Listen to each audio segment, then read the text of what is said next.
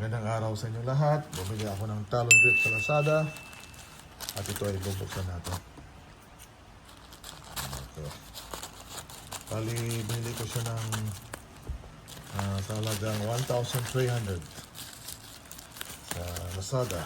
Ng 6.6. So yan. So meron siyang resibo. Only 1.3 kasi meron akong discount na 200. Buksan natin. Ayan.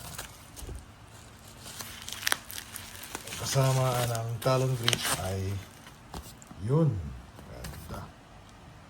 So, ito siyang kasama sticker from NARC. Grabe.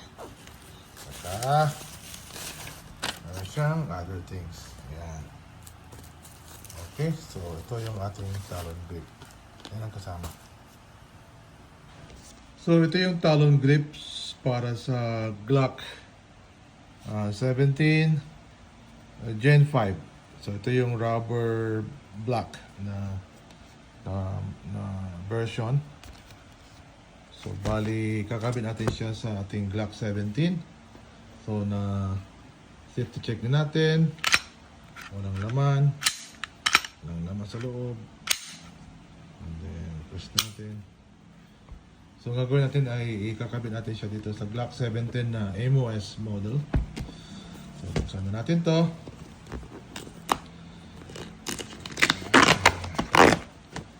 Ang kasama niya sa loob ay isang sticker ulit. At meron siyang panglinis na web cool or alcohol prep. And then, yung kanyang oh, ganda. Parang rubber na rubber. Maganda talaga yung ano. Look at it. Ayan. So, ito yung ikakabit natin siya sa Glock 17 Gen 5 MOS. So, yan. So, umpisa na natin. So, ikakabit natin siya dito sa Glock 17 na MOS. Bali, nagkabit pala ako ng backstrap. So, tatanggalin natin itong backstrap na to. So, using yung galing sa sa Glock na toolkit mismo, pupus na natin itong pin. Ayan. Ayan. Then we just have to remove itong kanya. Ayan. Ayan. So natanggal natin yung backstrap. So dito natin siya ikakabit. So ayan. So linisin muna natin siya using yung alcohol prep niya.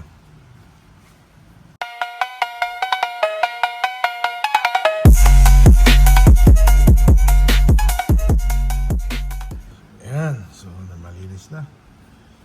So try natin siya. So yung pagkabit lang is mag-alala lang tayo dito sa logo saka dito sa magazine release niya. Ayan. Ideala natin ganon. Then we have to wrap it around na ganon. Sige, kabit na natin. Ayan. Ayan. Tanggal siya.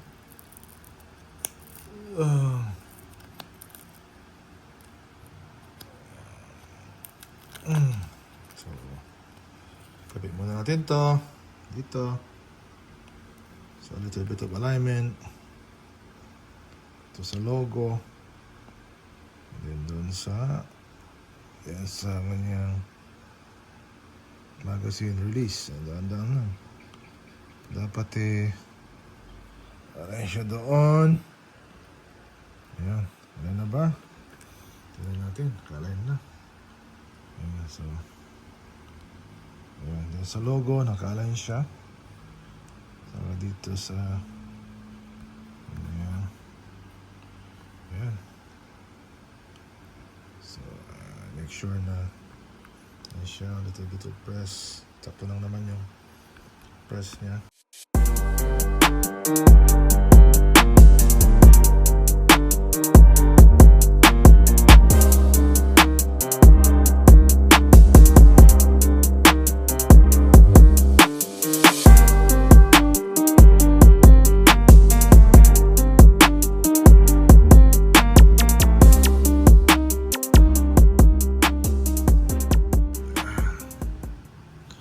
Gagawin natin is wrap it around like that.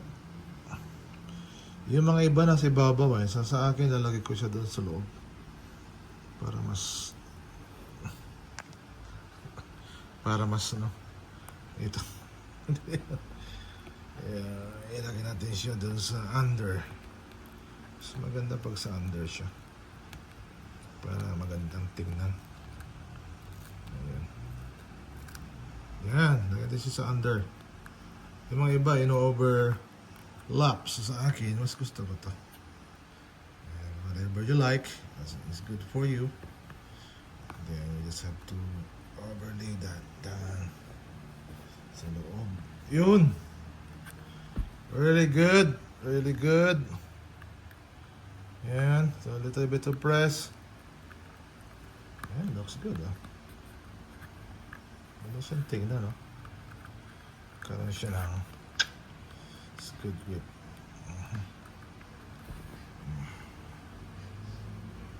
Konting press. Okay, so yan. So, gamit tayo ng hair dryer. Yan, para painitin ng konti.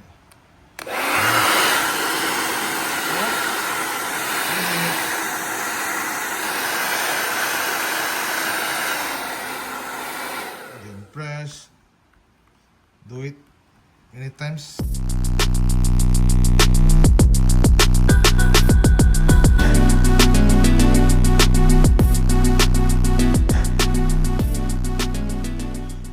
Okay, one more time.